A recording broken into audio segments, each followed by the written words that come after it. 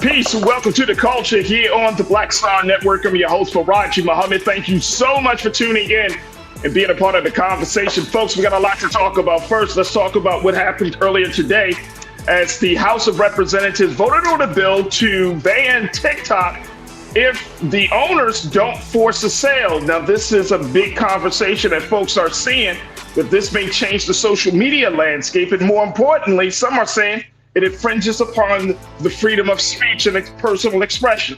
We'll have that conversation. Also, there is some big word that's coming out of Georgia as one of the judges, the judge in the election interference case, has decided to dismiss some of the charges against former President Donald Trump.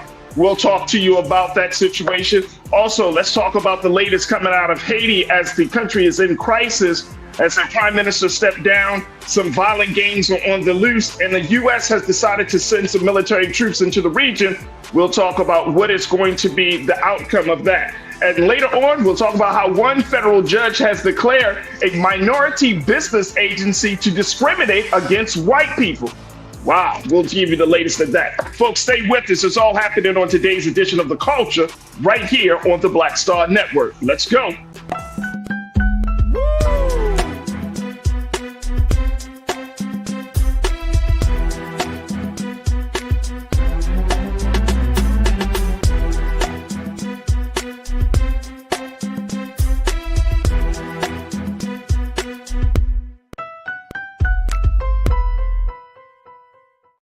All right, folks, welcome to The Culture here on the Black Star Network. I'm your host, Faraji Muhammad. Thank you so much for tuning in and being a part of the conversation.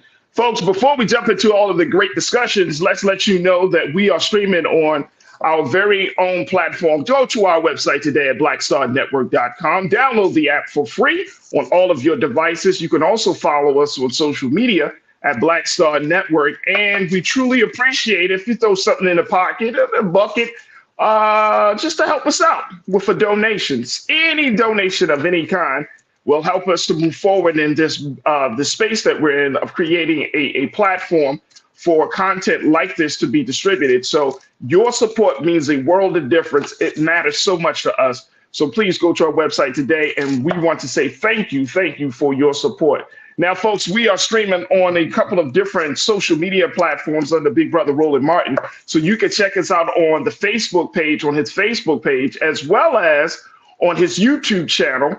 And big shout out to the online culture crew that's already checked in from around the country.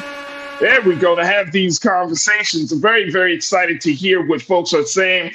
We got a lot of people in the chat right now, and we want you to join us as we have these discussions about everything from what's going on with this TikTok bill to what's going on with former President Trump and Haiti and so much more. So join the conversation. And for all of the new watchers in the chat right now, welcome to The Culture. And we look forward to having some very civilized and balanced conversation. Don't mind having some disagreements.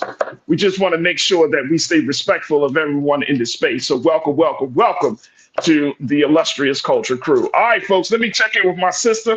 She is doing some fantastic work in her space. So she represents the great South Florida area.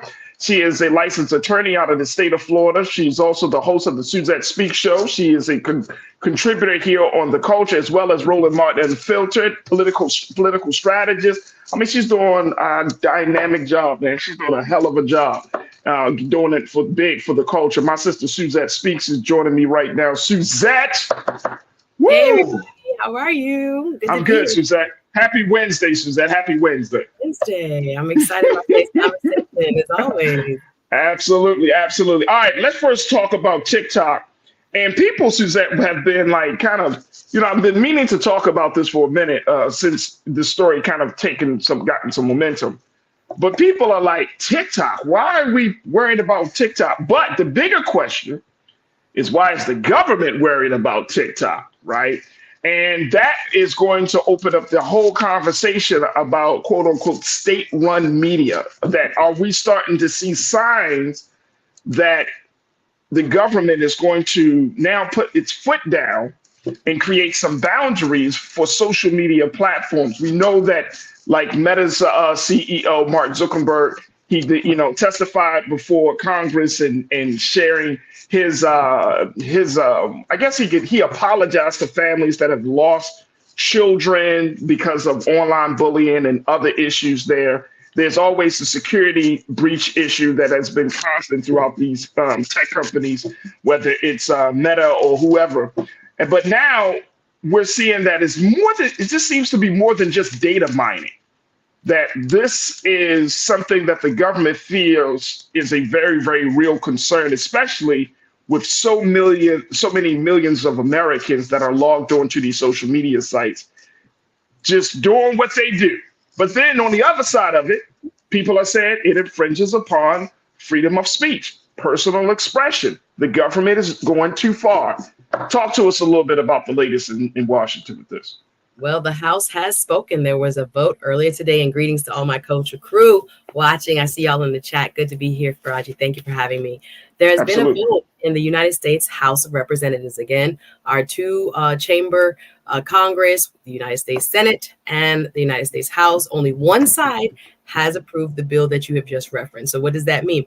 In the bill that was passed today, in a bipartisan effort, it basically is requiring TikTok to sell its foreign-held assets to an American company so that it will not be subject to the Chinese government. So as you've raised, there is a history here, and the real issue of security is whether or not, as a Chinese-owned company, ByteDance, the owner of TikTok, can be neutral, or are we putting Americans' data, right, what we look at, who's in our contact list, what we search, in the hands of the Chinese government that could possibly use it against us? How?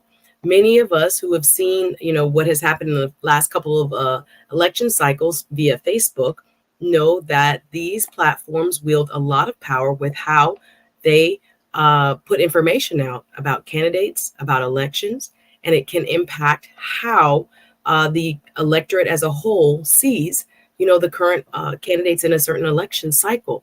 So they're afraid, the Congress is afraid of the political implications it may have with the possibility of the Chinese government, which in the rules of Chinese business, all businesses that are founded in China are subject to the Communist Party. They can have access to information from the business, access to board seats, et cetera, et cetera. So now we have 170 million U.S. Users of TikTok, more than half the country. I'm not one of them, Faraji, because I have been on this very precautious movement towards this platform, because I'm like, how are they going to be using our data? And that's one of the most important pieces of information about every human being right now on this planet, is what you really look up, what you really search, and how you're spending your time on your apps. So with this piece of legislation, as I said, they have 6 months to sell the Chinese majority, the Chinese held portion of the company to an American company. And if they do not divest, there is a possibility, based on the bill that was passed today, that the app will be blocked for American users. So there's a lot of consequences here. TikTok itself waged a ad campaign, which I don't know if it was for them or against them, trying to get young people. They say students in schools were calling their Congress people, talk about getting them ready for political activism, to say, don't stop, the TikTok. Should we be ticking? Should we be talking? No, please, we need this app. You have business owners. Now there's an influencer economy that has grown tremendously. And now I'm not talking about teenagers and 20-something. I'm talking about people in their 30s, 40s, and 50s who have built entire companies based on the traction they got through the use of TikTok and advertising. I'm thinking about Tabitha Brown, for example, how she started with one reel, or one TikTok, I should say, and how it helped her now to become, I think 4 million plus strong on Insta. I don't know what her total TikTok numbers are, because I told you I'm not on TikTok. But anyway, but there is a dance happening. Now, will there be an appetite in the Senate is the key, if they will pass this version or their own version. And then the ultimate decision maker to sign this bill will be none other than President Biden. Now, he has not come out as to where he stands right this minute. Of course, former President Trump once was against TikTok, now says he's for TikTok. And he's arguing that he thinks there should be some sort of counterbalance to a Facebook's influence and how large Facebook has become. Who will buy TikTok? That's the other big question. We've seen a regulatory market where we've seen federal regulators not approve a lot of big mergers, whether that have been in the planes and other industries. I was thinking of some other large banks that wanted to buy each other, airlines that wanted to buy each other. Yeah. They've stopped. Yeah. So will this even pass the federal muster if there is a offer made, right? So you've had the Chinese government come out and make statements about how this has been kind of it's complicating our relationship with China, which is already very complicated. And they're trying to, as you stated, play up the free speech component, which there are members of Congress who have come out today and said they don't think this will pass or stand if a lawsuit is filed and taken to the Supreme Court, that maybe in a vote for 9-0, this is their speculation, it won't stand because people have to have a means of their free speech. And I think the rule cited says there has to be implemented the least restrictive alternative. Now, canceling an entire app, you will have to figure if that meets that standard, least restrictive alternative for being able to express oneself. But those 170 million users do have the right to express themselves, and that will be the argument. But the lawmakers in our country, at least on the House side, in a bipartisan, 352 to 62 vote, majority, both Democrats and Republicans felt strongly. Again, it's banned on federal employee devices. It's banned by several countries, as largest being India, across the world. So there's something to be said as to why you wouldn't want people working in your government on TikTok, but you're letting your citizens also participate. I don't know. It's a catch-22 right now, but the first half of this journey is complete. The House has passed this bill. This is so interesting. We got to take a quick pause, but this is so interesting. I got some pushback on this because I feel like, people, these are apps, these are social media spaces, and I'm not taking away from the power of this, but there's a lot, as much as people say personal expression, there's a lot of misinformation that's on these spaces. So we'll talk more about this. Crew, what's your take on this as the House is moving forward has moved forward to ban TikTok in the US, forcing the hands of the owners to either sell it or get rid of it altogether? I want to get your take on it. Post your comments, share your questions, and we'll be right with you in a few moments. Stay with us. We got to take a quick pause. It's The Culture right here on the Black Star Network.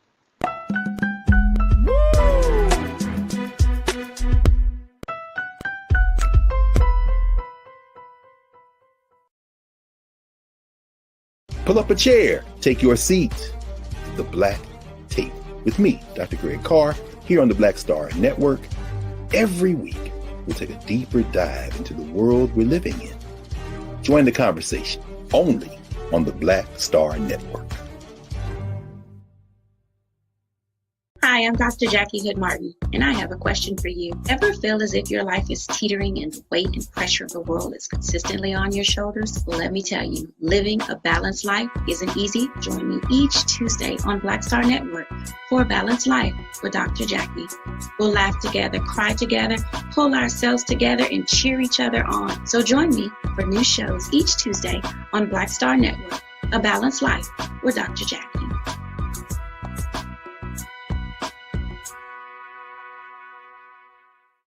Don't you think it's time to get wealthy? I'm Deborah Owens, America's Wealth Coach, and my new show on the Black Star Network focuses on the things your financial advisor or bank isn't telling you. So watch Get Wealthy on the Black Star Network.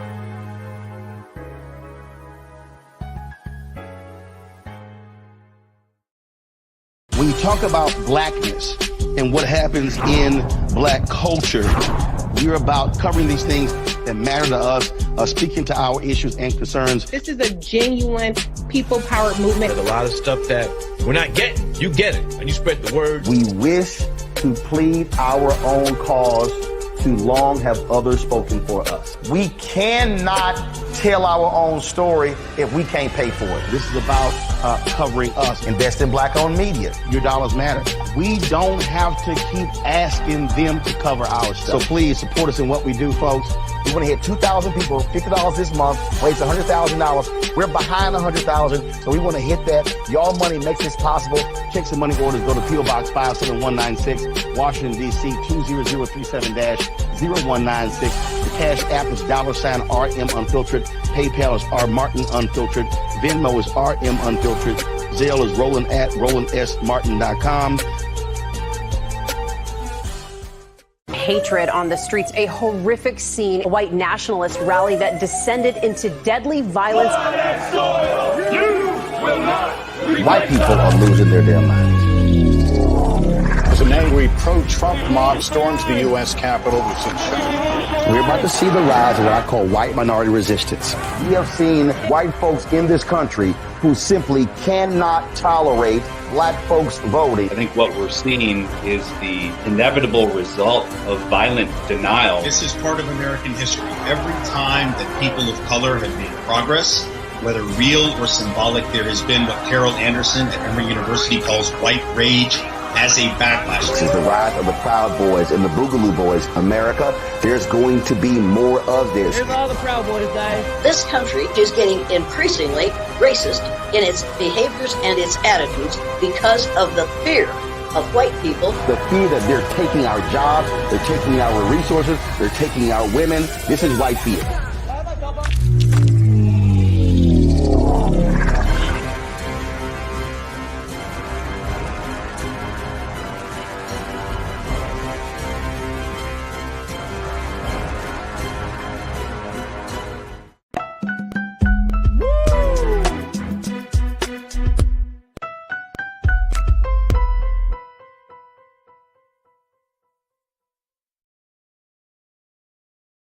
All right, folks, welcome back to The Culture here on the Black Star Network. I'm your host, Faraji Muhammad, joined by my sister, Suzette Speaks, host of the Suzette Speaks Show on YouTube, as well as a licensed attorney and political strategist. As we talk about this latest bill coming from the House that was passed today to force the sale of TikTok.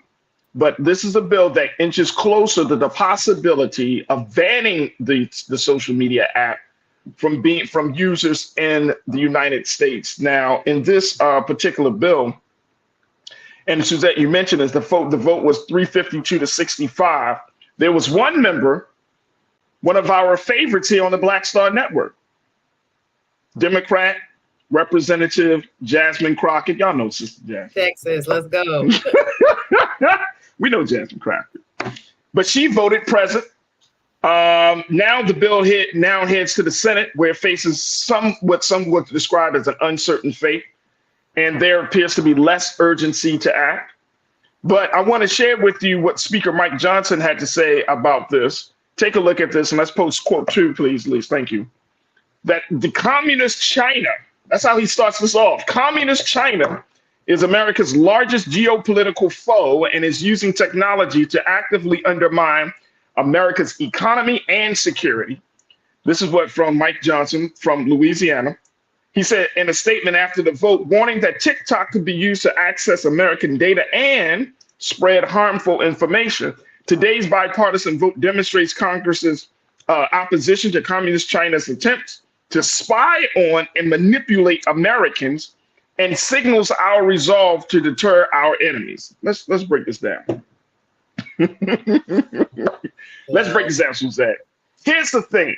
I think that we need to kind of understand, and I don't know why, and maybe the speaker does know this, but it's not as if anybody forces us to be on social media and make it appealing, but ultimately the decision comes down to us as users to be on social media for whatever purpose, for how long we want to be on there on a given day, right? So as much as we're talking about, the responsibility from China, and, we can definitely have concerns about data mining and security. We can even have concerns about economy, and I'm going to get to that in a moment. But we also need to have a conversation, a more cultural conversation as to why Americans feel that the only way that they're going to be heard is on TikTok or on social media in general. Like, if you talk about any of these stories, and Suzette, I know you keep up on, like, if you talk about Risa Tisa, if you talk about anything that's happening, people jump on social media. That, I think, is why we should have a conversation. He's talking about to spy on and manipulate Americans. Americans want to tell their story. So folks will divulge regardless. As long as they got a space and a place and people that are willing to hear, somebody's going to tell their story. Now, go ahead. I'm sorry. Go ahead. Sorry, I was going to jump in. I would agree with you when it comes to the users over 18 years old. But on a platform like TikTok, the vast majority of folks that we see that are quite frankly addicted to this app are underage. That's true. We know that these apps are designed to be addictive, right? They keep you on them. They give you that dopamine high that we desire for, next video. And I mean, yes, there is a choice, and I understand the accountability piece, but also I do think there is a need for, and we've seen this in legislation across the country, but particularly here in Florida, we were in our last session, our state House of Representatives and State Senate just closed their normal session, their time for doing business and passing laws in the budget. And one of the things that was being tossed about was trying to keep social media out of the hands of anyone younger than, and I think the age has changed. At first it was 16, and then it was 13 because that has been successful in other states, etc. So there is a part of it that speaks to the influence it has on formative minds, on people who have, little people, kids who have not yet grown the critical thinking muscles, if you will, and the ability to discern between what is real and what is not real, and what is actual news and what is actually propaganda. They don't know. So just to even see the response of the young people who were calling Congress as a result of, your folks that we want TikTok, and how, many were quite frankly flustered and panicked in losing their access to this app. I do think, yes, there is a form of personal responsibility, but I think it's exploitive in a way of folks who are not of age, and that it can, for what they look at now and what it's feeding their developing brains now, it can be quite influential long term, even more so than parents and government. So we do have to look at it in terms of the emotional development and mental health development and things that we have seen. There's been studies about. That's true. I agree. Addictive nature of social media and how it has impact. We used to leave school, Faraji, and we didn't have to worry about those people till we got back the next day. These folks, these young people, they take it home in their hands. And it's like a constant, I know folks with kids who are always battling I'm turning off the Wi-Fi in my house tonight so my kids will go to sleep, because if not, they'll sneak. I know people whose teenagers, when they are grounded, will find a way to get a second phone. And I'm like, how are kids doing this? And they are just as determined as we were when we were young, right, to have access to what we want. But these programs are different. I think there's a lot of mind, I want to say mind control, but of influence it has on manipulation in our country that I think it's a public health issue. And so if lawmakers want to look at it and try to help parents in this, in their ability to determine whether this is right for their child or not, it's important that they do so, because all that information, what Google is selling is what we're Googling. I know that sounds redundant, but what we look up, what we really think, what our searches really are, that is a gold mine to advertisers, to people who want to sell us stuff. And that is the economic, gold of this entire, social media environment, this experiment that's happening in real time for our children who are now, digital natives. It is a lot of influence that it can have on what they think of as right and wrong or good or bad. And we have to, as a government, I'm glad our government is not just sitting on the sidelines saying, it is a completely, a free market issue. And that's what the Chinese government is saying. Why are you interfering with the market? People are buying, as you say, they like it. Why? But people liked, Coca-Cola with cocaine in it. And we knew as a government in the 20s, we had to get rid of that. Right. So we can't always depend on industry to do the right thing. No. And I do think, there's legitimate security concerns when it comes to malware and things that can be downloaded by children, and then information. Not only from them, because again, the parents oftentimes the wallet or the GPay, Apple Pay, whatever is connected to it. There's a lot of information that you may not want the Chinese government to have, but you give them permission because this is a fun app. So I do think I don't know that there will be a popular opinion among those who are TikTok, fanatics, but the economic piece I do think plays into it. There are people that are we can talk about that. I can reach my clients and my customers, and that you're going to take food out my mouth. I think the business class might have a lot more influence at this point than what we're seeing in terms of the groundswell of opposition from maybe younger folks. But yeah, it has many layers, and I do think it is important that we look at that one when it comes to children. And absolutely, no, I agree with you. I agree with you wholeheartedly. We got to take another pause, but when we come forward, I want to talk about the business and economic side, because I'm going to be honest with you. When I hear people give the argument, oh, it's used as a business model, I remember, and I don't know if this happened in any other state. I remember in Maryland, they wanted to do the lottery because they said, oh, the funds from the lottery would help to go towards schools and the rebuilding of schools. I know we do that in Florida. You see what I'm saying? And then guess what?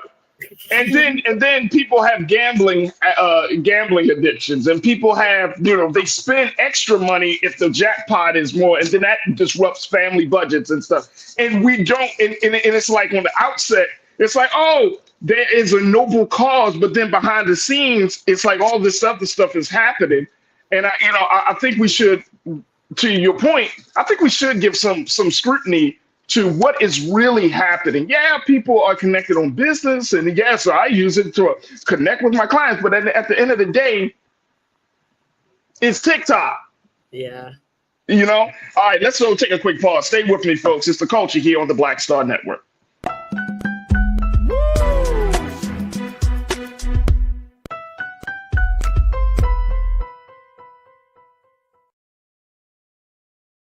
Pull up a chair, take your seat.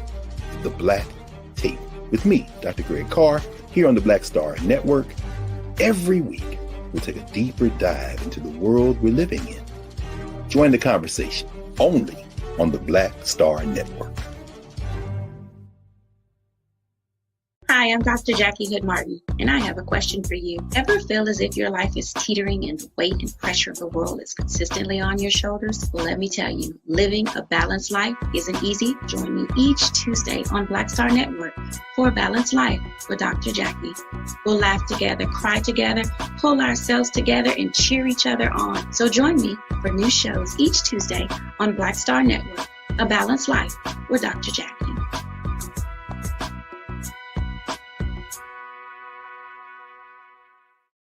Don't you think it's time to get wealthy? I'm Deborah Owens, America's Wealth Coach, and my new show on the Black Star Network focuses on the things your financial advisor or bank isn't telling you. So watch Get Wealthy on the Black Star Network.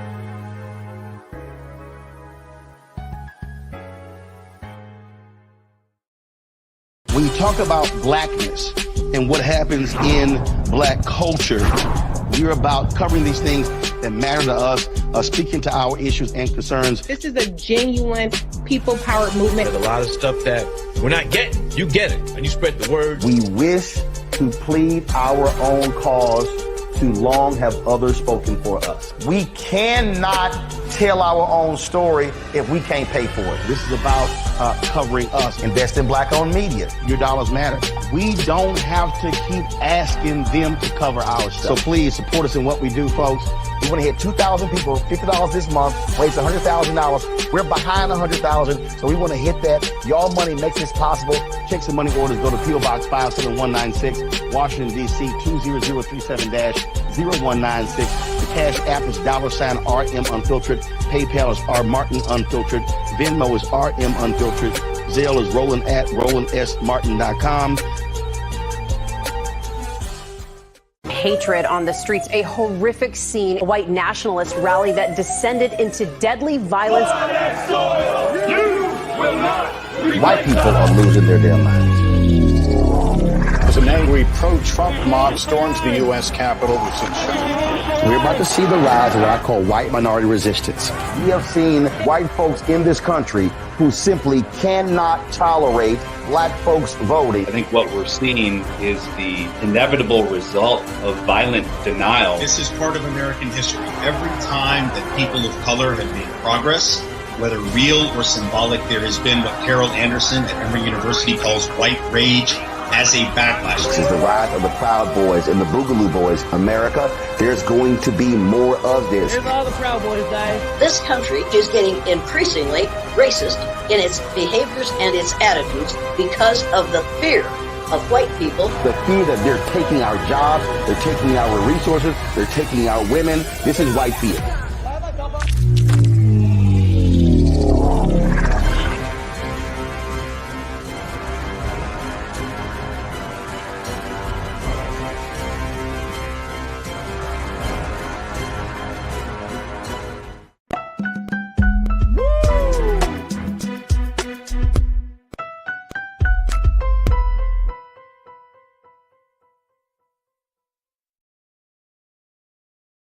All right, folks, welcome back to the culture here on the Black Star Network. I'm your host, Faraji Muhammad, checking in with my sister Suzette Speaks as we talk about the House moving forward on signing a bill, pushing a bill forward to ban TikTok, where there are a lot of concerns from economic concerns to security concerns to even cultural concerns. And Suzette bring up an excellent point, talking about mental health of young people who are using the app, who were dancing. We were all dancing just a couple of years ago. We were all dancing on the app. You know what I'm saying? Suzette, now it's like TikTok became this other thing. It became the big ugly monster in the room.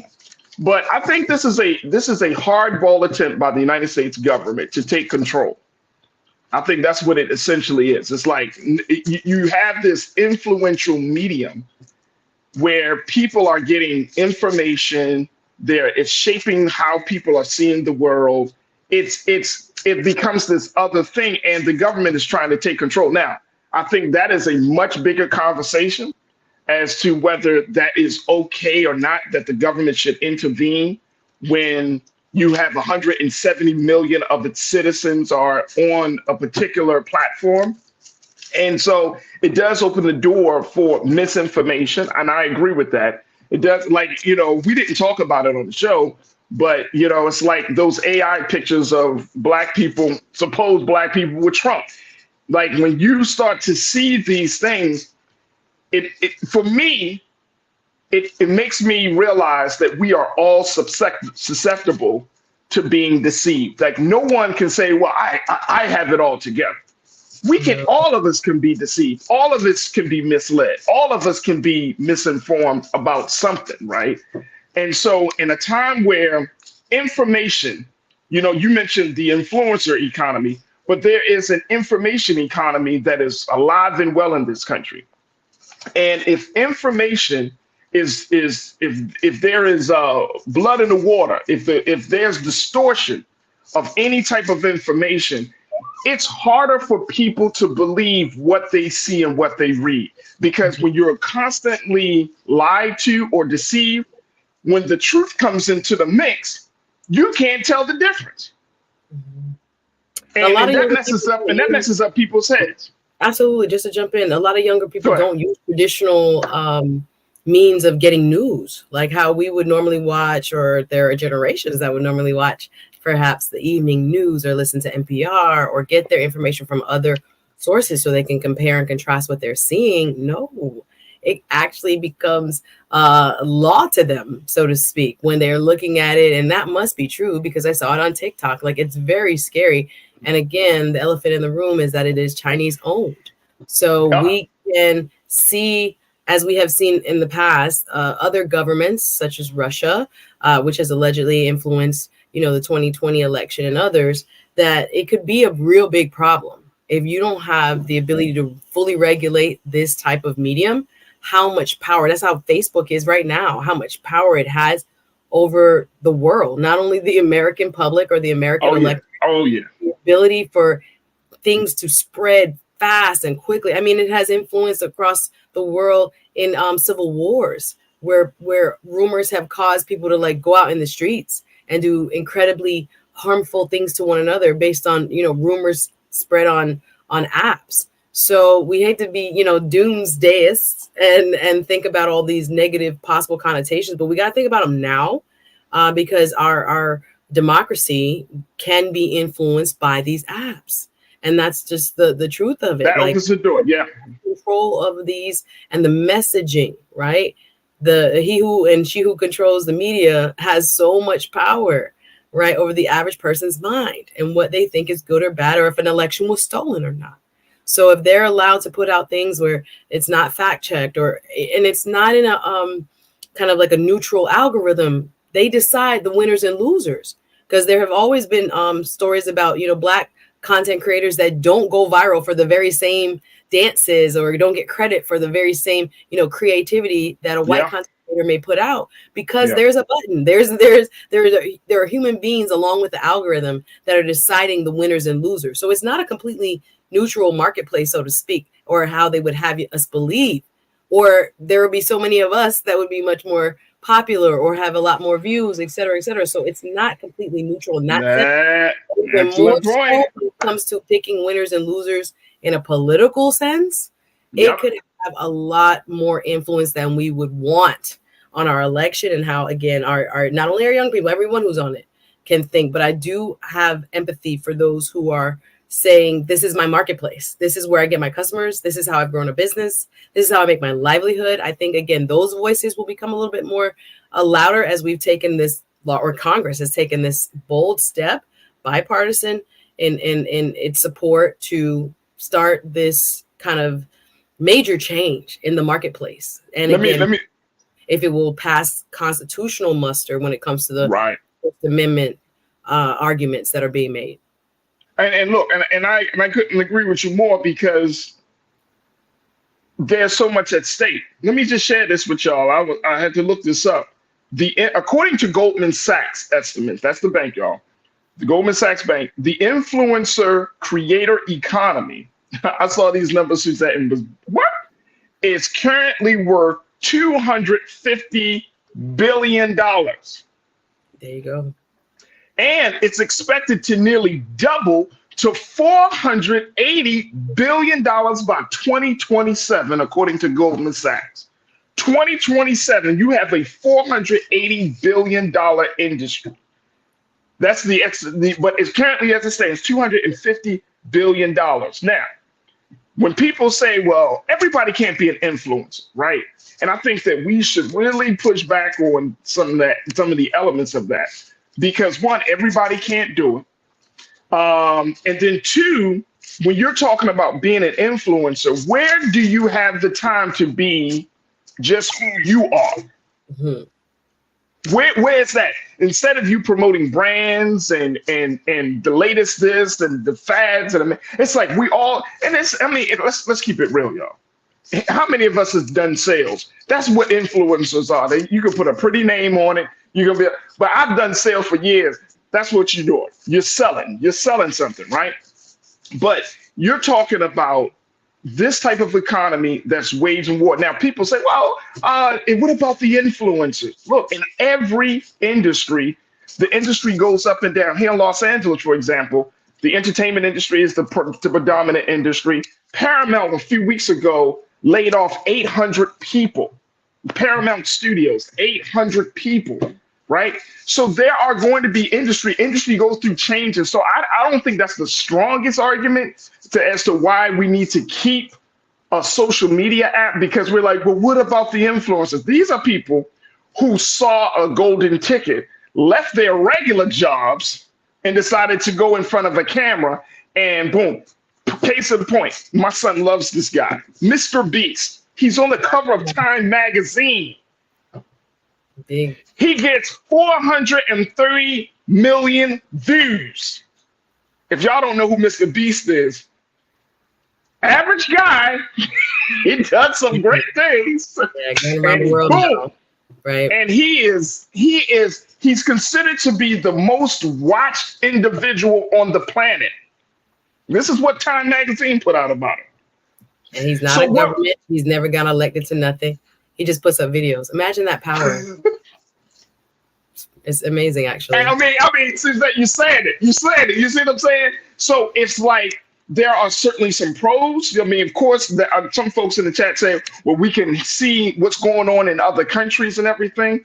But then at the same time, you know, just as much as there is the influencers economy, what about the attention economy? And I remember hearing that terminology, Suzette, and it blew me away. And I was like, attention. We only have so much bandwidth to take in information. After a while, y'all know how it is. At the end of the workday, your attention economy is like this, right? So don't ask your children, your spouse, your significant other to check in and be like, oh, can we have a conversation?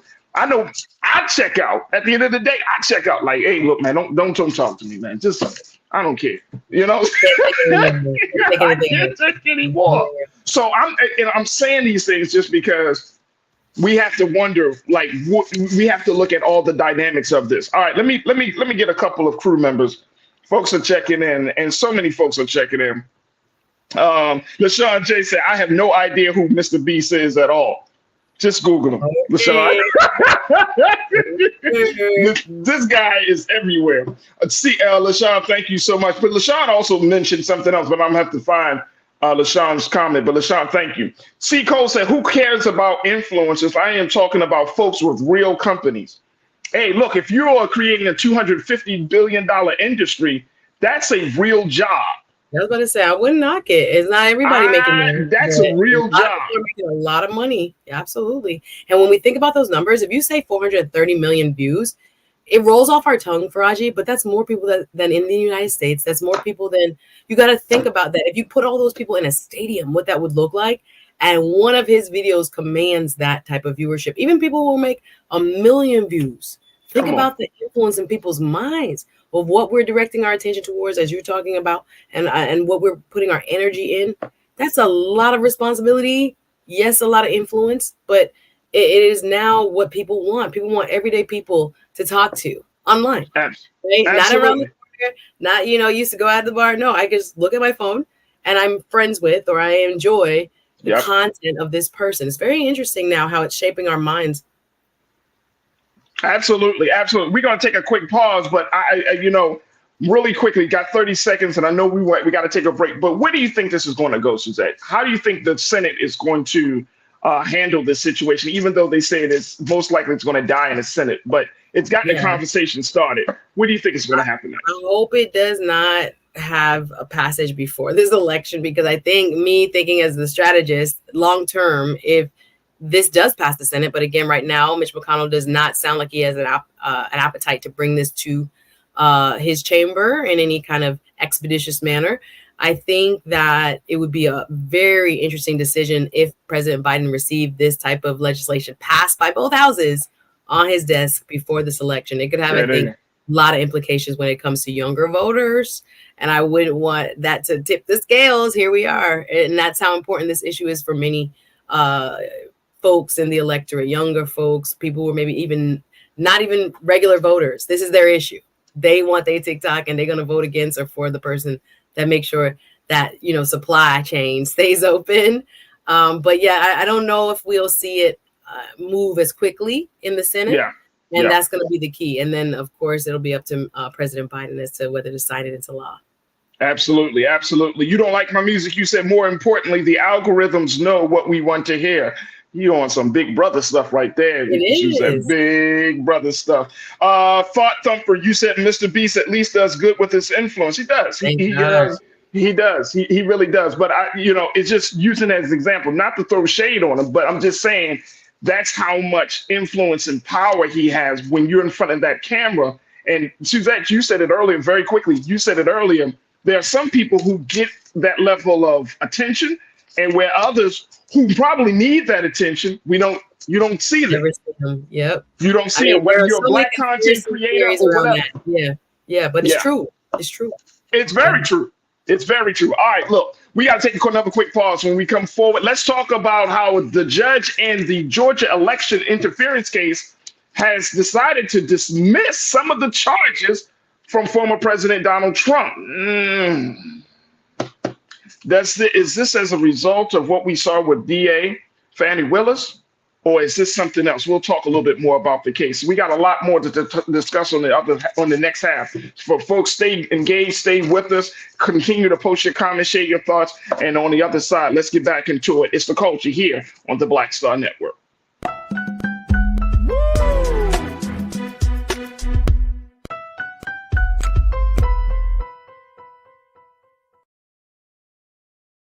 Hi, I'm Dr. Jackie Hood Martin, and I have a question for you. Ever feel as if your life is teetering and the weight and pressure of the world is consistently on your shoulders? Well, let me tell you, living a balanced life isn't easy. Join me each Tuesday on Black Star Network for A Balanced Life with Dr. Jackie. We'll laugh together, cry together, pull ourselves together, and cheer each other on. So join me for new shows each Tuesday on Black Star Network, A Balanced Life with Dr. Jackie.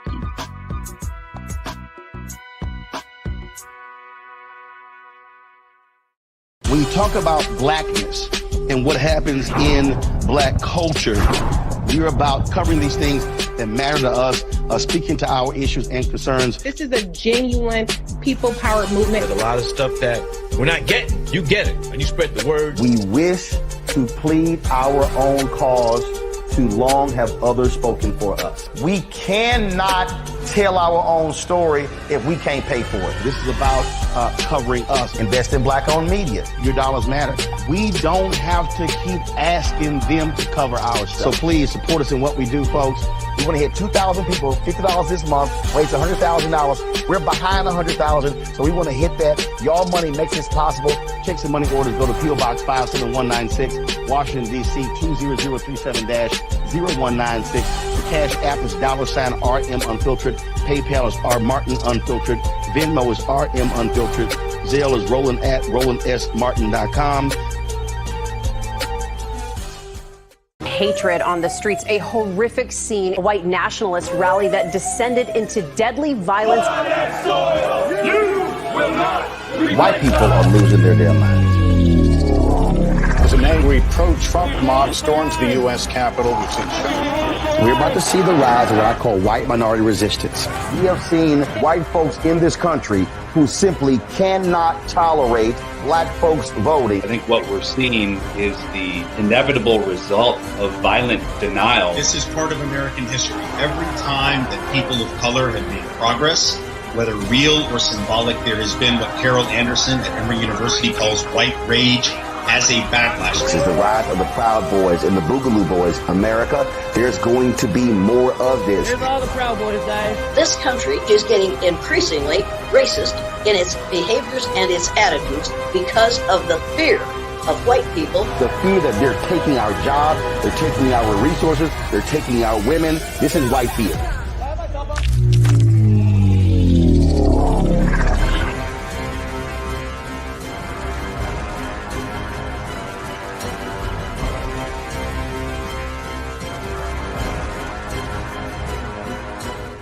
Pull up a chair, take your seat.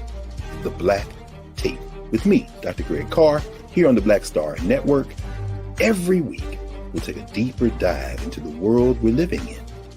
Join the conversation only on the Black Star Network. Don't you think it's time to get wealthy?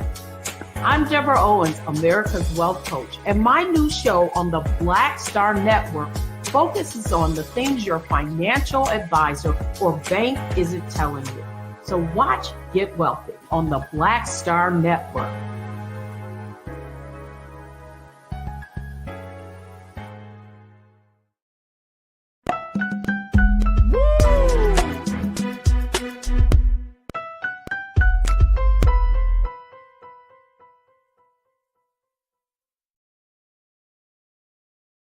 All right, folks, welcome back to The Culture here on the Black Star Network. I'm your host, Raji Muhammad. Thank you so much for tuning in and being a part of the conversation. And we are having the discussions like no other here. And that's why we are always asking for your support as we are streaming live on our home network of Black Star Network.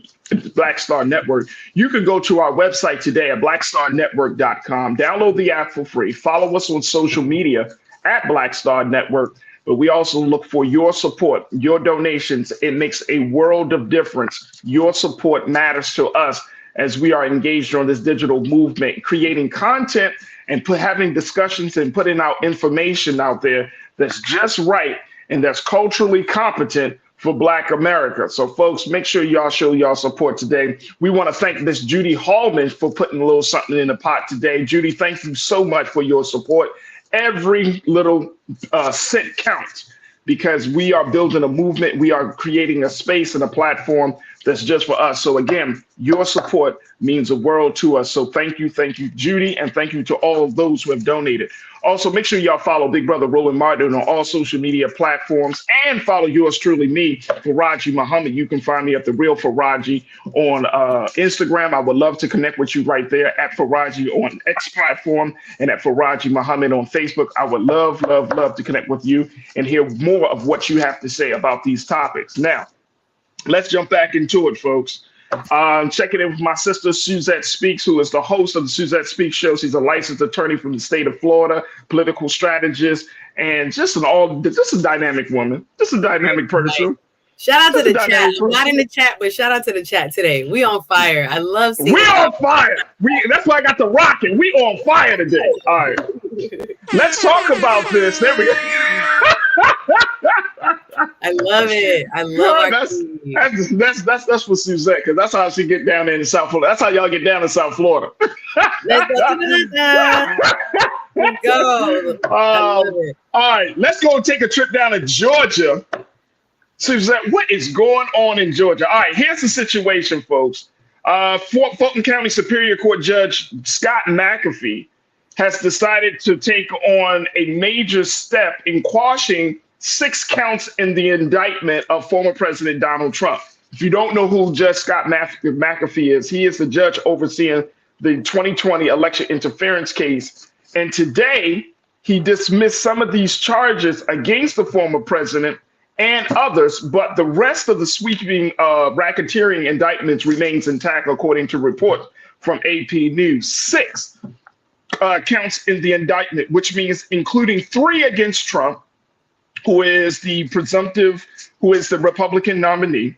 Mm-hmm. But the judge, he left in place other counts, including 10 facing Trump, and said prosecutors could seek a new indictment to try to reinstate the ones he dismissed. Now, we see this now, but many people are saying, Suzette, part of this could be because of the drama and the controversy of DA Fani Willis. But I'm glad you're on, because you can kind of help us to clear up some of the things.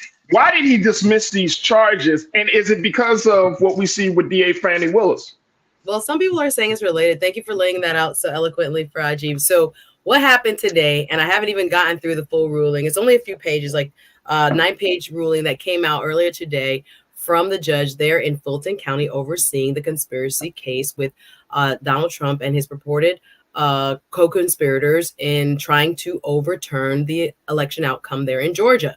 So what this is to me is like almost like a fake out. It's not fake, it's real. But in terms of what people were waiting on this judge to rule versus what he ruled on today, it was kind of like, wow, okay, non-expected type ruling. But he laid out, as you pointed out, a 6 counts that he didn't believe had been substantiated enough by the prosecution, so much so that he basically dropped them from the indictment. So Fani Willis and her team had laid out originally 41 different counts, and 3 of them, as you pointed out, applied to former President Trump. So what we've seen now is basically his total amount of accounts go from 91 to 88 in this case, because again, those 3 have been now removed from this case. Now, Judge McAfee in his ruling stated, as written, these 6 counts, I'm just reading directly, contain all the essential elements of the crimes, but fail to allege sufficient detail regarding the nature of their commission, i.e. the underlying felony solicited. What were his words? So he's saying, not saying that these didn't happen, not saying that they might not actually have enough proof to back them up, but what you've put in this filing so far and what you place in front of the grand jury is not sufficient to prove up these specific charges. So I'm going to remove them from your lawsuit. So of course, Trump's legal team is excited about it and they feel like it's a win. And Before you move forward, is it a win? No, is that a technicality, or is it not a win? Or is that a win? Not necessarily. Of course, less charges the better. So I guess you could say a win is a win in that regard. So some charges are now moved off the table for the former president and the alleged co-conspirators.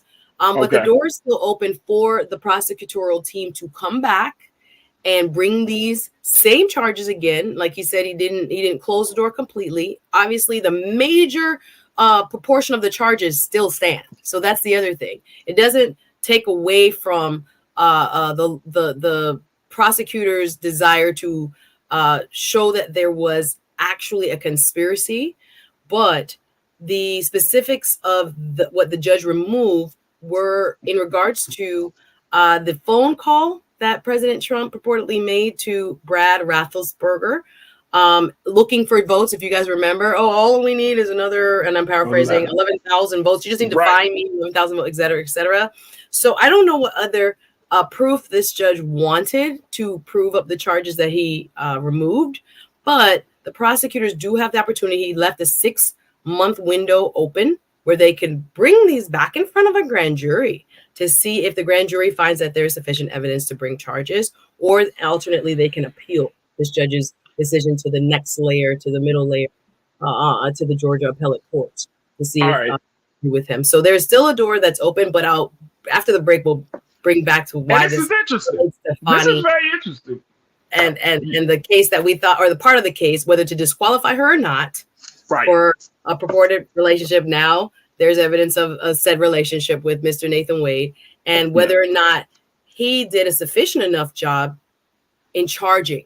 That's what now I see is coming to the fore with this new ruling by the judge there. Janae checked in and said the judge played it safe, especially since he worked with Fani in the past. He dismissed some of the charges without penalizing Fani. And I'm going to give you a chance to kind of respond to that on the other side. But that would be interesting. Is this more of like, okay, he's trying to show that he's neutral. He's not all the way, he's kind of neutral, right? Like he's willing to make a compromise. But like you said, he left the door open and say, look, I'm going to take them off, but y'all got to prove, these charges of the, you got to make sure these charges stick. So I'm going to give you an opportunity to do that. So this is an interesting little space that we find ourselves in. And some folks are even thinking that this is indicated that he might keep her on the case. So we will have to talk about it. Folks, stay with us. The conversation continues with Suzette and, of course, with you on the other side. Stay with me. It's The Culture here on the Black Star Network.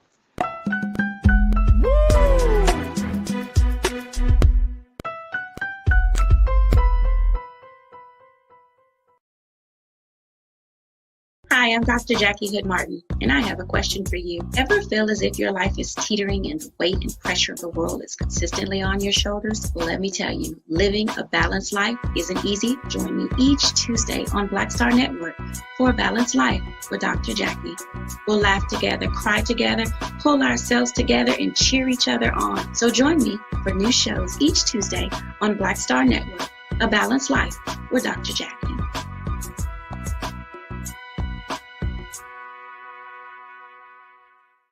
When you talk about blackness and what happens in black culture, we're about covering these things that matter to us, speaking to our issues and concerns. This is a genuine people-powered movement. There's a lot of stuff that we're not getting. You get it, and you spread the word. We wish to plead our own cause.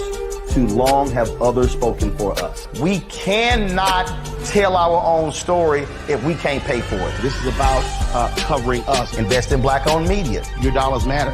We don't have to keep asking them to cover our stuff. So please support us in what we do, folks. We want to hit 2,000 people, $50 this month, raise $100,000. We're behind 100,000, so we want to hit that. Your money makes this possible. Check some money orders. Go to P.O. Box 57196, Washington, D.C. 20037-0196. The Cash App is $RM Unfiltered. PayPal is R Martin Unfiltered. Venmo is RM Unfiltered. Zelle is Roland@RolandSMartin.com. Hatred on the streets, a horrific scene, a white nationalist rally that descended into deadly violence. You will not White people are losing their damn minds. As an angry pro-Trump mob storms the U.S. Capitol, we've seen We're about to see the rise of what I call white minority resistance. We have seen white folks in this country who simply cannot tolerate black folks voting. I think what we're seeing is the inevitable result of violent denial. This is part of American history. Every time that people of color have made progress, whether real or symbolic, there has been what Carol Anderson at Emory University calls white rage as a backlash. This is the rise of the Proud Boys and the Boogaloo Boys. America, there's going to be more of this. There's all the Proud Boys, guys. This country is getting increasingly racist in its behaviors and its attitudes because of the fear of white people. The fear that they're taking our jobs, they're taking our resources, they're taking our women. This is white fear.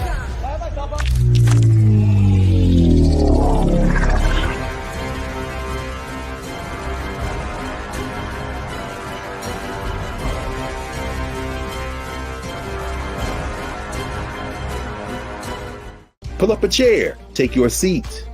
The Black Tape with me, Dr. Greg Carr, here on the Black Star Network. Every week, we'll take a deeper dive into the world we're living in.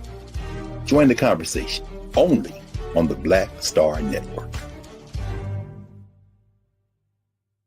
Don't you think it's time to get wealthy?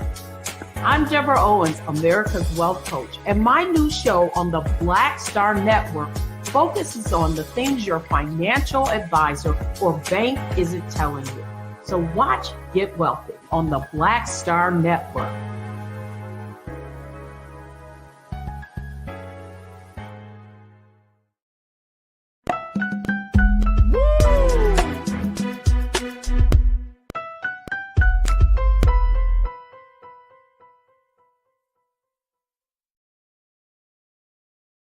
All right, folks, welcome back to The Culture here on the Black Star Network. I'm your host, Faraji Muhammad, joined by my sisters, Suzette Speaks, as we're talking about Fulton County Superior Court Judge Scott McAfee deciding to dismiss 6 counts in the indictment against former President Donald Trump and his associates. 3 of those are against Trump himself because he felt like the charges that were against the president needed to be reworked.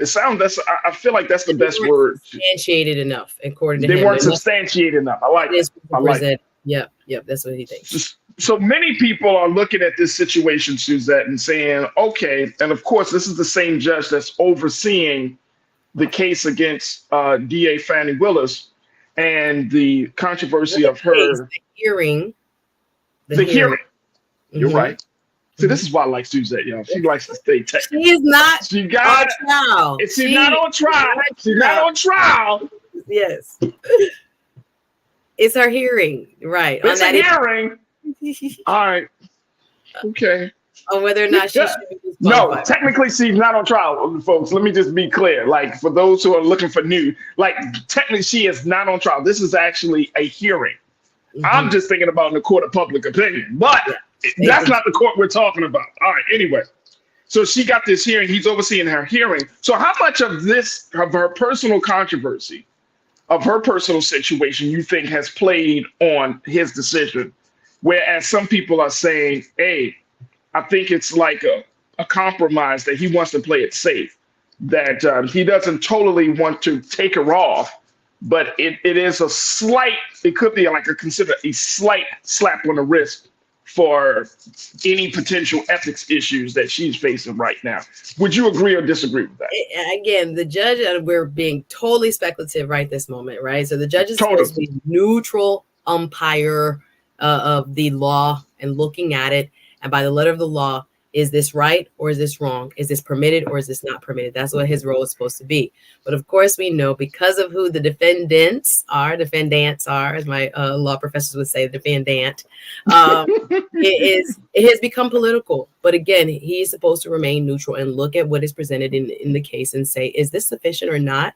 If not, dismiss it and bring me back some more concrete evidence, or bring this back in front of the grand jury so that they can see, a better laid foundation as to why you have brought these charges against these defendants. So there are people that might speculate, again, not being able to get inside this judge's mind, that he is now gave a little something and probably going to maybe, and again, this is for those who want to use the crystal ball. I'm not using it because it's hard to know what he will do. There are many in the legal community that argue that there is not sufficient grounds after the hearings that we saw with what came out with the relationship that existed, and when it existed was the key to some of the testimony given by Fani Willis herself, Nathan Wade having gone on the stand, the former law partner, her dad. It was really soap opera-y, so we don't have to rehash all of that. Yeah. People are like, is he giving the defendants a bone so that if he does rule that she can stay on the case and Nathan Wade can stay on the case, that it seems as if he's being impartial? I would hope it's not that type of kind of balancing act that's happening here, and that the judges should be as neutral as possible. But there are folks that will speculate that based on what they've seen, again, this was unexpected. When people are sitting outside the Fulton County Courthouse waiting on the Fani Willis ruling, and instead they got this, and it was kind of like, oh, okay, we're still looking at evidence and seeing if the charges should remain as they are. And he's like, no. Let's take away these 6 because there's not sufficient evidence. So he's had a lot of time to start going through everything. Again, this is something that was unanticipated, but there are those who may think that this might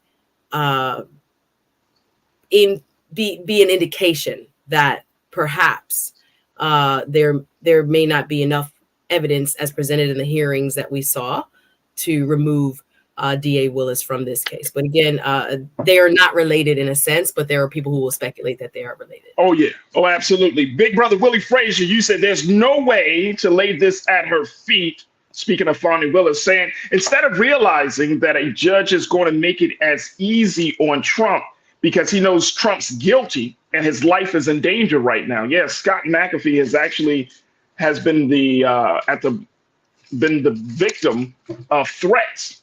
Yeah, he got run again. That's another thing. So political threats. He's looking at a tough situation himself. In fact, Fani Willis is not the only one that has to figure out how to move. He is too, because as Brother Willie said, his life is literally in danger. Yeah. With this situation, which is crazy to me, Suzette. Yeah, sad. It's really crazy that we're hearing more and more stories of that situation, of how there are threats against judges and federal officials in a case like this. My thinking is, now that we know Trump is the guy for the Republican Party, we know Biden is the guy for the Democratic Party. How should the Democrats and the Republicans respond to this latest judgment? Well, I think it boils down to how it either slows down or speeds up the cases. There are people that, after being polled, say that they wouldn't vote for former President Trump if he was convicted. But a lot of things are happening in the 4 different jurisdictions that seem to kind of be slowing things down. This one was an unforced error, as people have said, throughout our social media discussions on this. And, this case probably is the strongest. I mean, the documents case in South Florida, again, this is why judges matter. Depends on who's ruling. And when they are trying to make things speedy, they will, right? And then there are other times where things get slowed down and people will say, well, this is a judge's prerogative, or their caseload, or what they call their docket, is full. So they're not treating it specially. They're just going to go at the pace that it would normally take. And sometimes these cases do take a long time. So, yeah, I think it all boils down to the speed and how quickly any of these can be heard, and therefore the impact it will have on how people will vote. And I do think that, it's critical that hopefully we see, some resolution. It's hard to tell right now with the cases moving the way they are, especially this Georgia case. But yeah, whether we can, see some of these things actually move forward prior to the election in time for it to be resolved is still questionable. And the more delays, the less likely that is to happen.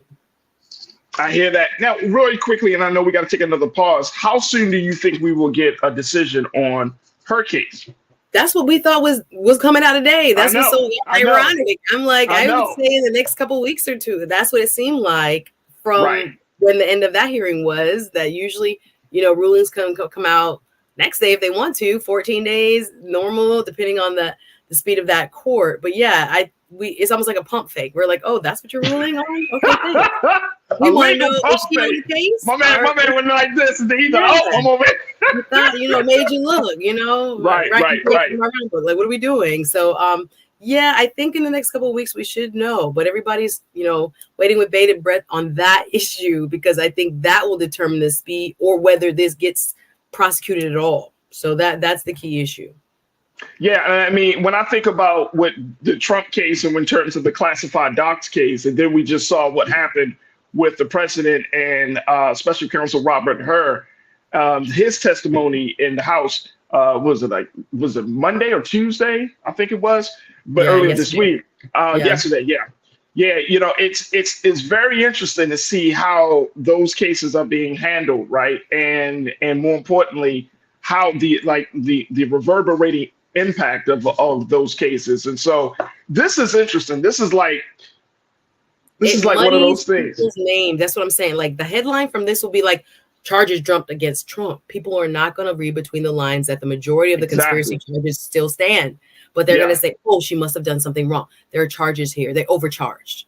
And that's what I'm saying. And even yesterday's hearing with Robert Hur, not to get too far into it, I'm like, it's a nothing burger. But again, he already decided not to bring a case against President Biden. It's very different from what the charges are against the documents case against former President Trump, and cooperation level, the amount of documents, why he purposely kept them in Mr. Trump's case willfully, but didn't immediately turn them back over or notified the proper authorities on Mr. Biden's case. All of it was to me muddy the president's reputation. Again, the headline becomes, this, what we heard him say, his defense would have been a well-meaning, forgetful gentleman. At the same time, there were notes that he made that said, the president's mind and memory is like super sharp. You know what I'm saying? So there's a lot of news headlines and propaganda that can come out of these hearings and out of this type of movement in the case without people getting the full context and the full picture of what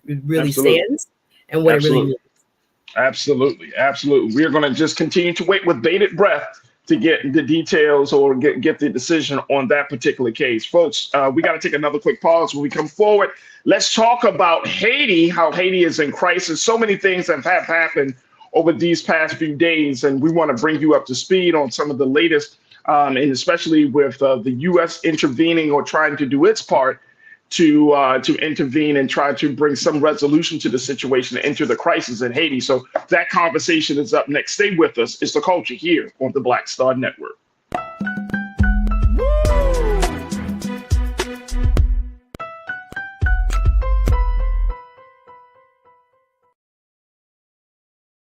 Hi, I'm Dr. Jackie Hood Martin, and I have a question for you. Ever feel as if your life is teetering and the weight and pressure of the world is consistently on your shoulders? Well, let me tell you, living a balanced life isn't easy. Join me each Tuesday on Black Star Network for A Balanced Life with Dr. Jackie.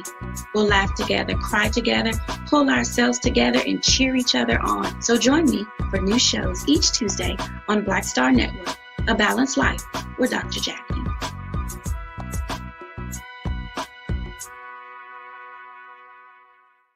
When you talk about blackness and what happens in black culture, we're about covering these things that matter to us, speaking to our issues and concerns. This is a genuine people-powered movement. There's a lot of stuff that we're not getting. You get it, and you spread the word. We wish to plead our own cause. Too long have others spoken for us. We cannot tell our own story if we can't pay for it. This is about covering us. Invest in black-owned media. Your dollars matter.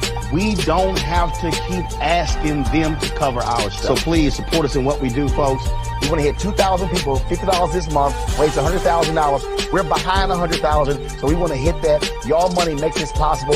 Checks and money orders go to P.O. Box 57196, Washington, D.C. 20037-0196. The Cash App is $RM Unfiltered. PayPal is R Martin Unfiltered. Venmo is RM Unfiltered.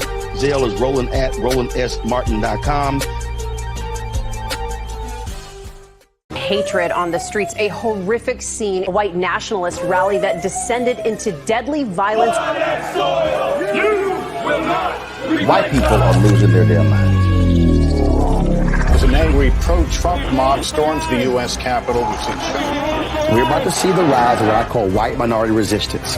We have seen white folks in this country who simply cannot tolerate black folks voting. I think what we're seeing is the inevitable result of violent denial. This is part of American history. Every time that people of color have made progress, whether real or symbolic, there has been what Carol Anderson at Emory University calls white rage as a backlash. This is the rise of the Proud Boys and the Boogaloo Boys. America, there's going to be more of this. Here's all the Proud Boys, guys. This country is getting increasingly racist in its behaviors and its attitudes because of the fear of white people. The fear that they're taking our jobs, they're taking our resources, they're taking our women. This is white fear.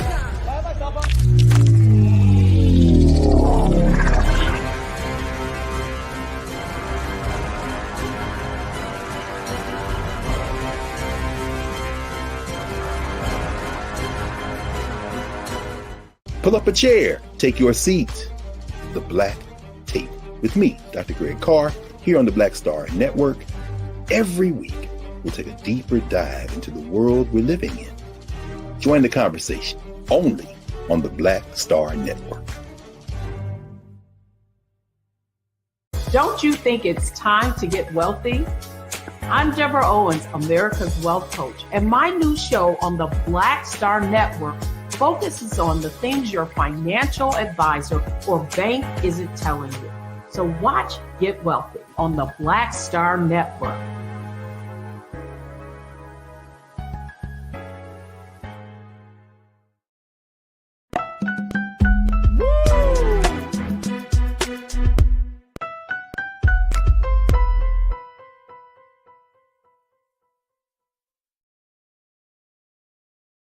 All right, folks, welcome back to The Culture here on the Black Star Network. I'm your host, Faraji Muhammad. Got my sister Suzette Speaks, and we are chopping it up.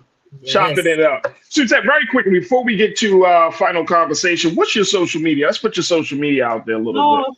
I appreciate that. All over the place. You can find me, Suzette Speaks. Yes, whether it's Instagram, Facebook, LinkedIn, Threads, if anybody's on Threads and all that. I appreciate the follows, y'all. And of course, subscribe to my YouTube channel.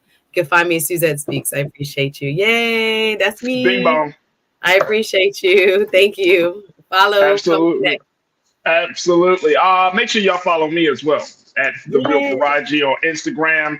I put more stuff on my stories now. I'm getting more like younger folks. I just put stuff on the stories now than I do on my posts, but make sure y'all follow me as well. So we would love to connect with y'all. All right, this is something that's near and dear, and it should be near and dear to all of Black America's heart, which is the situation and the crisis in Haiti. That the gangs, quote unquote, have overtaken the capital in Haiti, forcing Prime Minister Ariel Henry to announce yesterday that he would resign once a transitional presidential council is created. Now in the country, in Port-au-Prince, they're saying that gangs control 80% of Haiti's capital and demand a say in the future of the country. According to one political expert, Haitian political expert at the University of Virginia, Robert Fatton, he said, even if you have a different kind of government, the reality is that you need to talk to the gangs. He said that, noting that gangs largely control the capital, if they have that supremacy and there is no countervailing force, it's no longer a question if you want them at the table. They may just take the table. Now, these gangs, according to what we're seeing, Suzette, that a lot of them have some strong ties to political and economic elite in Haiti. But now they're becoming more independent, where they're even financing some of their quote unquote criminal activity with kidnapping, ransoms to buy smuggled drugs. They're talking about getting guns and other things. Now, here's the thing I did not know. In the country of Haiti, folks, there are more than 200 gangs that are estimated to operate around Haiti, mostly in Port-au-Prince and the surrounding area. And more than 20 of them are based in the capital and rally around two main coalitions: the G9 family and allies led by Jimmy Chiriza, and a former elite police officer known as Barbecue, and GPEP, led by Gabriel Jean-Pierre, who is allied with Johnson Andre, who is the leader of the 5 Seconds gang and known as EZO. So there's some real situations down here. So you have that. We have the prime minister deciding to step down. And then we have, of course, U.S. military forces. The Marines are going down there trying to bring some stabilization to the situation. Talk to me, Suzette. How is this thing going to play out? What are you seeing, especially in the state of Florida, where there's a huge Haitian population in Florida? So what's your take with this? Absolutely. I'm glad we are highlighting this today because being from Miami, of course, for those of you around the country and around the world watching, we have a large Haitian diaspora community throughout Florida. I think the numbers now are above 500,000. I think it's 544,000 in the state of Florida. 2.2% of our population in the state of Florida is Haitian or Haitian diaspora, right? Kids of Haitian immigrants. So this, just like we're seeing, you know, in other parts of the country where they're looking across to maybe their grandparents' country, like the Palestinian issue and other parts of our country where there are pockets of voters that look at foreign policy. Well, here in Florida, what's happening in Haiti is local to us here because of those numbers, particularly in the Miami area, North Miami. They used to have an all Haitian American city council. Right now, I think it's 4 out of 5. I'm talking about city clerks, the mayor, everybody been on, having also have served on the city of Miami, as well as the Miami-Dade County Commission. Haitian and Haitian American politicians are very prominent here in South Florida. So this issue has come to the fore yet again. The situation on the ground is so dire. When I talk to my Haitian American friends, it's very difficult sometimes to even get in contact with their loved ones. They're trying to send money via Western Union and trying to make sure people get funds. They're not being picked up. You know, there's, you know, total collapse of what we call civil society. Sometimes we think about the United States and, you know, our rule of law, that, you know, there is law and then everybody follows it and we have proper enforcement. We're looking at a country that right now, I don't know if this is an accurate number as of right now, 2023, the police force was 9,000 people for an entire, you know, country. So looking at the devolution that we've seen in Port-au-Prince, as you mentioned, the United States has a kind of catch-22. They have an embassy that is still technically open and functioning, and those Marines that you spoke of are there to undergird the embassy only. But how do we see, or how do we support both through the United States government and then regional governments have been meeting? There was a meeting yesterday in Jamaica, the CARICOM, the Caribbean Community Nations, as to how they can help their sister island get out of this complete quagmire where there is no longer any president. As you mentioned, Ariel, we say Henry, but Henri is in the French. Oh, Henri, all right. Yeah, it is. Ariel Henry had to step down. People, if you see on social media, I follow a lot of the Haitian diaspora has very strong social media platforms where I like to see what exactly their moms, their grandmas, what are they saying for real, not through the lens of maybe Western news sources. There's one called Le Union Suite that is run by a young lady out here in Miami, Wanda. It's one of the largest Haitian American diaspora platforms. So social media has become key in understanding what's really going on and how things are devolving on the ground. It's just scary. I pray every night for the women, the children, the men, everyone who are being held captive in their own capital. The airport has been locked down, so flights can't come in. Of course, people now are same kind of food insecurity that we're talking about in the Middle East, where you know the border's not open and you can't get food in. Of course, they're trying to plan ways to help the civilian population, but nothing can be done, as you laid out at the open, without dealing with the gang issue. And it's hard for people to understand what that is like. You know, my parents fled Jamaica during political turmoil, when, you know, you're seeing, and the same thing happening in Haiti, all these guns. Haiti doesn't make guns, but they're flooded with guns. Same thing happened, and I'm talking about like in the 70s and 80s in Jamaica. But when my parents came here, it was political parties literally paying off gang leaders to control certain areas, to breed fear in certain areas so people would vote a certain way or wouldn't vote at all.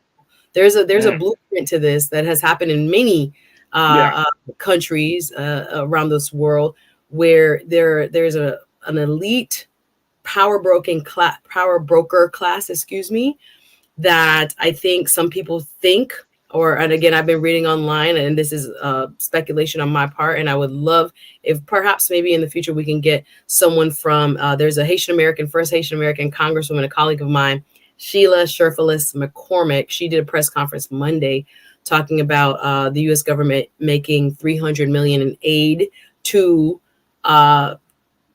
Kenya and other folks who have proffered themselves as being able to do some of the peacekeeping boots on the ground work. Again, the optics of what it would look like to have American soldiers there based on the history of the United States as it relates to Haiti. Many people are not taught that the United States in the turn of the 20th century, from 1915 to 1934, occupied Haiti with U.S. troops on the ground, right?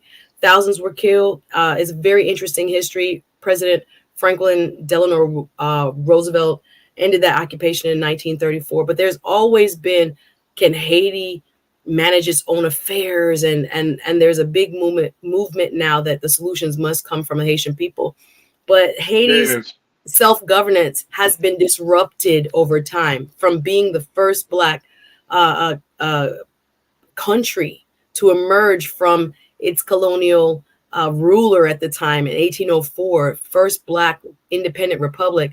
There are many that have argued that they've been punished ever since. Not only did they have to pay back reparations for their own freedom to France, many people don't know that history as well, over decades, that the Haitian economy was devastated by what they had to send back to France in terms of their earnings through the GDP of the country, etc.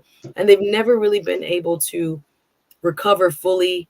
And you have the natural disasters as well, adding to this kind of confluence of terrible events on the ground. But people have been taking advantage of it, not only within Haiti, but without. A lot of folks have seen the natural resources there, the people there, as a place that they can go and try to exploit. So here we are yet again, our brothers and sisters who are on that island are facing some dire odds. And why it is important to us here in America, people are going to start coming, the migration flow. We've seen this before when this country, unfortunately, and I know we got to take a break. Sorry. No problem. You're good. And I think that what you're bringing up is valid, and we do need to talk about that. We need to talk about the migrant wave that, Governor Ron DeSantis of Florida is preparing for, some of the things that he's doing. But more importantly, people are wondering, and Sean Ryan checked it in. He says, what are the gangs trying to do? What type of government are they representing? What are their politics? And I think, when we come back from break, I think that is at the central part of this conversation. It's like, what type of country do these gangs want to have? And some folks are even, I see Willie Frazier and others are saying, well, what about Africa coming in to help intervene? Some of the countries from Africa, since you're talking about Black people, you're talking about Black independence. What can we do? Maybe from Africa, maybe from America. How can we help at this time? So we're going to continue the conversation with those points being at the central core of the discussion. Folks, stay with us. Continue to join us in the chat as we're talking about Haiti in crisis. Post your comments, share your thoughts. We would love to hear from you. And just stay tuned. We still got a lot more to talk about here on the final few minutes of the culture here on the Black Star Network.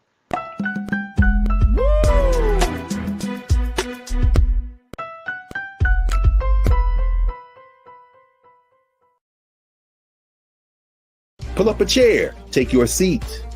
The Black Tape with me, Dr. Greg Carr, here on the Black Star Network. Every week, we'll take a deeper dive into the world we're living in. Join the conversation only on the Black Star Network. Hi, I'm Dr. Jackie Hood Martin, and I have a question for you. Ever feel as if your life is teetering and the weight and pressure of the world is consistently on your shoulders? Well, let me tell you, living a balanced life isn't easy. Join me each Tuesday on Black Star Network for a Balanced Life with Dr. Jackie. We'll laugh together, cry together, pull ourselves together, and cheer each other on. So join me for new shows each Tuesday on Black Star Network, A Balanced Life with Dr. Jackie.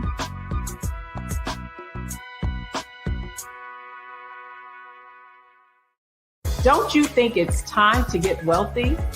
I'm Deborah Owens, America's Wealth Coach, and my new show on the Black Star Network focuses on the things your financial advisor or bank isn't telling you. So watch Get Wealthy on the Black Star Network.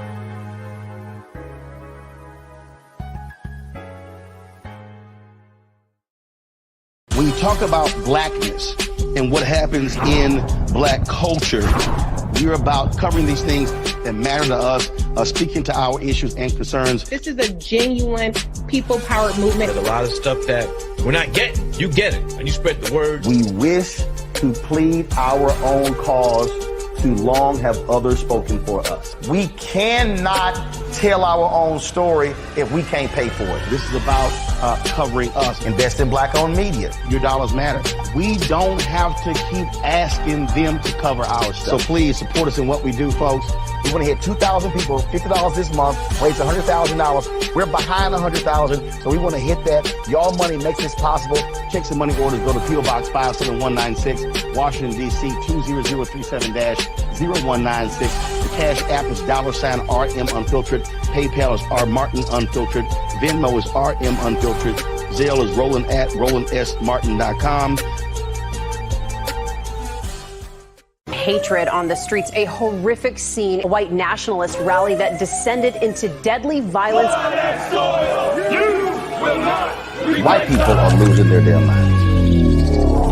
As an angry pro-Trump mob storms the U.S. Capitol, we've seen We're about to see the rise of what I call white minority resistance. We have seen white folks in this country who simply cannot tolerate black folks voting. I think what we're seeing is the inevitable result of violent denial. This is part of American history. Every time that people of color have made progress, whether real or symbolic, there has been what Carol Anderson at Emory University calls white rage as a backlash. This is the rise of the Proud Boys and the Boogaloo Boys. America, there's going to be more of this. Here's all the Proud Boys, guys. This country is getting increasingly racist in its behaviors and its attitudes because of the fear of white people. The fear that they're taking our jobs, they're taking our resources, they're taking our women. This is white fear.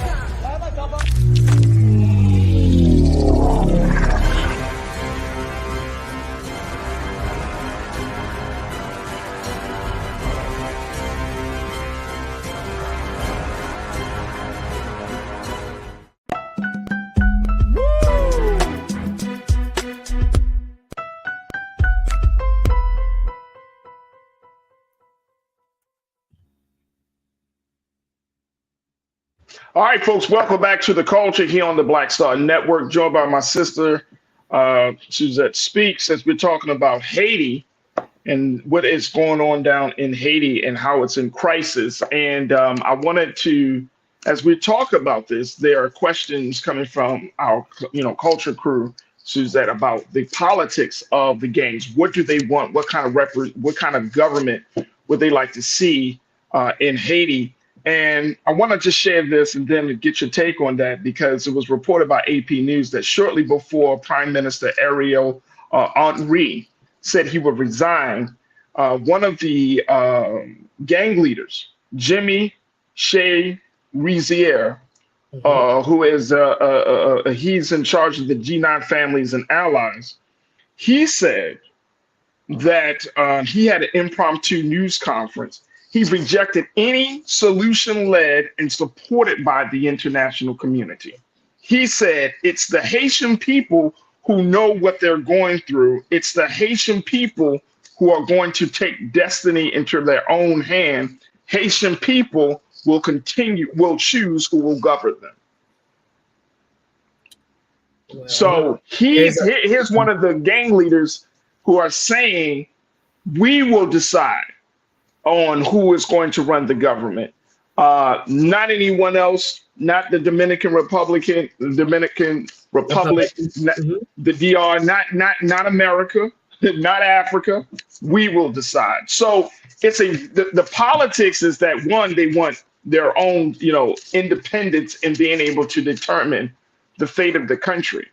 But I'm wondering, how does that bode for those who have interests like America and others who want to see, the people that live there, the people that live there. He doesn't speak for everybody, but I think it's a very difficult assessment to make. And again, I'm not geopolitical expert. I'm listening to friends and those who belong to the Haitian committee here in Miami. And again, these are topics of like radio, like all over the place. People are talking about it because they can't get in contact with their family. What is really difficult to assess, Faraji, is how one begins to approach so-called gang leaders there. There has been a suggestion before, although he has rejected it, and I want to put so much respect on the history of that 1804 becoming the first free Black republic in this post-colonial era. The warrior spirit of our Haitian brothers and sisters is real, right? They showed, and during that time, it bred fear in southern slaveholding states and throughout the Caribbean that other people were going to follow what the Haitians did and were able to do. We also have to remember that Haiti sent folks to help the United States during our founding, and when we were fighting the British for independence. Haiti was so strong that they were sending their soldiers all over to help people fight their wars, and now they're in need. And it seems as if, again, they're not standing alone, but there is a precariousness to putting your soldiers, United States or whoever, on that ground.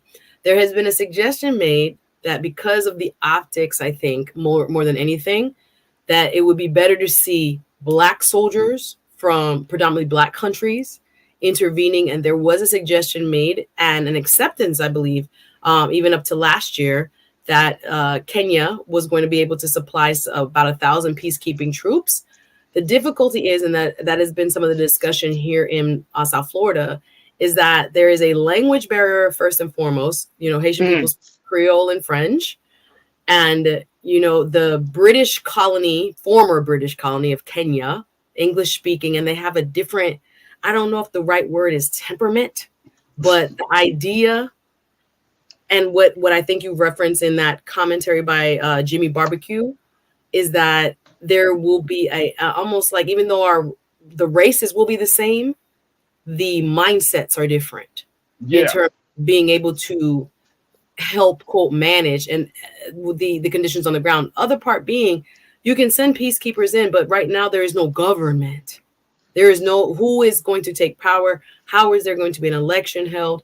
And then again, people are not able to move freely to get food, to go to a hospital. The doctors are no longer going to hospitals, right? Roads in and out the capital are closed. We got to remember that the former prime minister, who is now just resigned, he couldn't land because they deterred his plane from landing at the airport there.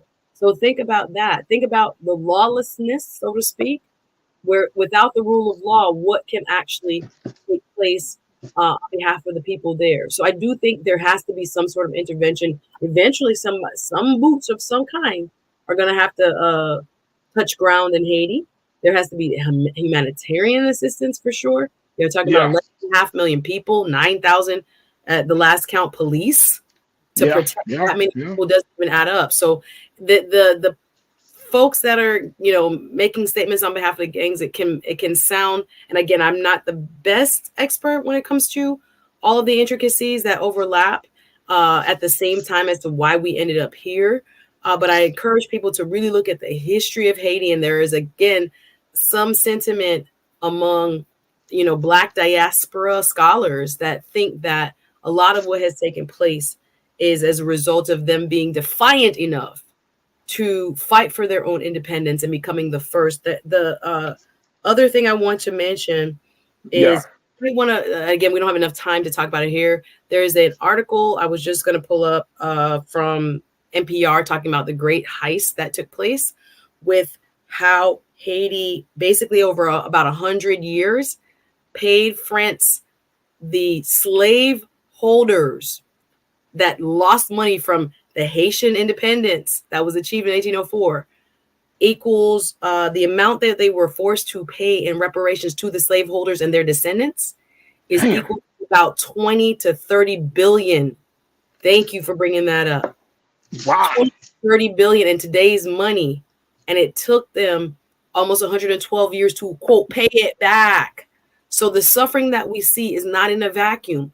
Money that could have been used to build infrastructure, schools, roads, all the things that we need to have a functioning society was being sent back to those who formerly owned them in France. This is not taught. So there's also, where did the money go? Why can't they do that? Nah, there are forces that never wanted to see Haiti as a successful, self-governing country. So I do see a lot more, even when the U.S. occupied Haiti from 1915 to 1934, the company that we know today as Citigroup was behind that takeover because they wanted the rich wealth that was there to come to American soil, basically, right? And be controlled by American factions that would evolve into what is now Citigroup. At the time, I think it was like Citibank, etc. But the history there is not just now, is what I want to point out. It has a long arc as to why people felt they needed to intervene. And so now that there is hesitation to intervene, we don't want to, especially, again, the United States as a swing vote, Haitian Americans from Florida to New York. I'm glad you bring it in right there, Suzette. Shout out to Brooklyn, right? There's significant pockets of Haitian Americans, Delaware, right? Jersey. Yep. And they're going to have their vote heard as well. But yeah, there's much more I can say about it, but I'm not sure how it will all proceed when you have this level of violence, because those folks that are perpetrating violence are Haitian, right? So he's saying he's fighting for Haitian people, but there are people that are being, mowed down in cross-gang violence, etc. So there has to be some sort of international intervention, whether they, I believe, want it or not. I don't think everybody's going to be on board with it, but I don't see it's going to happen. Sorry. Look. You saying exactly what I was thinking. You saying exactly what no, real talk, because I don't know what world this brother is in, but Haiti is a valuable country, even though it has suffered under sanctions and all types of restrictions. Haiti is a valuable country. It's valuable to Africa. It's a valuable country. So the odds of this country that is in a space where it's not in a working, stabilized government, of people pulling back and saying, "Oh, y'all want to do it? Y'all do it on your own." That's not happening. Too valuable. It's too valuable in the eyes of the foreign interests. Let's just put it that way. The foreign interests of this country. Marines are already on the ground to protect the embassy. You're not going to have America pull out because a gang leader says we want to dictate our own fate. That's not happening. That is not happening. Now, how far will the government go? The United States government, how far will the international community go? That is yet to be determined. But I do know that in my little understanding of geopolitics, we're too interconnected. And it's all well and good where we want to say, yes, we wanted y'all to do some things, but people's lives are at risk. There's a humanitarian crisis that's going to emerge from this. We're seeing this. We already, as you mentioned, we're already seeing certain things, getting food, getting medical care. You got a whole bunch of children there. Like, there are just too many humanitarian issues that are on the table. And I know we don't have enough time today, but we got to revisit this and keep our look at this. Maybe, God willing, we'll come back to this next week. But looking at the role that Black America can play, because so many, and I see people in the chat, they say, well, why are we talking about Haiti? And guys, like, we're international people. Mm-hmm. We are international people. So if we go hard on Palestine, how can we not go and advocate for Haitians that are being subjected to oppression from their own people. Our histories are intertwined, and I think sometimes being kind of taught and by. So many of us are literally we have family members that are literally from Haiti. The founder of Chicago was from Haiti. So I think I think sometimes it's too close. It's too close. Yeah, it's too close not to say something. We have to look at it. All right, look, we got to wrap up. Suzette, it's always a pleasure. This was deep. Oh boy. We go deep, but I truly appreciate you, for real. I truly appreciate you. I thank you what you bring to the conversation, to the culture. Folks, y'all make sure y'all check out my sister Suzette. She's doing a phenomenal job on her platform and her space on the Suzette Speak Show. You're also going to find her on Roland Martin Unfiltered. And of course, every Wednesday, God willing, she has been here holding it down with us here on the culture. She brings so much to the discussions, and it's just amazing. And I'm really, really excited that we can have more of these conversations. She said, Faraji, we need to talk about Haiti today. And I was like, by all means, let's do it. Let's at least lift it up a little bit. So Suzette, thank you for doing that. Again, what's your social? How can people get in touch with you? Thank you again for always having these thoughtful conversations. And I appreciate our culture crew. We was popping today, y'all. We was over 400 people live. Let's go. I see the numbers. Follow me, Suzette Speaks. And I appreciate everybody watching, and leave your comments, Team Replay. Thank you. See y'all next week. See you next week, Suzette. Thank y'all so much for tuning in. Big shout out to the online culture crew. Y'all continue to hold it down, having fantastic conversations in the chat. Great comments, great questions, a lot of discussion. And I hope that today's conversation that we had on air will encourage you to think more, to study more, to just reflect really more on all that we discussed. So again, big shout out to you, crew, for your participation in today. Make sure y'all stay tuned. Up next at 6 p.m. is Roland Martin Unfiltered. Go to our website at blackstarnetwork.com. Download the app for free. Follow us on social media at Black Star Network. And of course, we ask you for your donations to help us in this digital movement. So just go to our website. All that can be done. All the latest news and all of the great content. You can also find us on Big Brother Roland Martin's YouTube channel. Go to his YouTube channel to see some of the big conversations and some of the more recent conversations. So go to his YouTube channel and to his Facebook page, and you can get up to date on all of this stuff. All right. So I thank y'all so much. Follow me on social media at The Real Faraji on Instagram. And as always, there it is right there, folks. Who is that guy? And I'm always putting something out now on the stories, on my IG stories, just to keep us up to date on what's happening in the culture. All right. So that's going to do it for me. As always, never be afraid to challenge what's wrong. Stand for what's right while being yourself in the process. God willing, we will talk tomorrow for another exciting edition of the culture right here, only here, exclusively here on the Black Star Network. Have a great evening. Talk to you soon. Peace.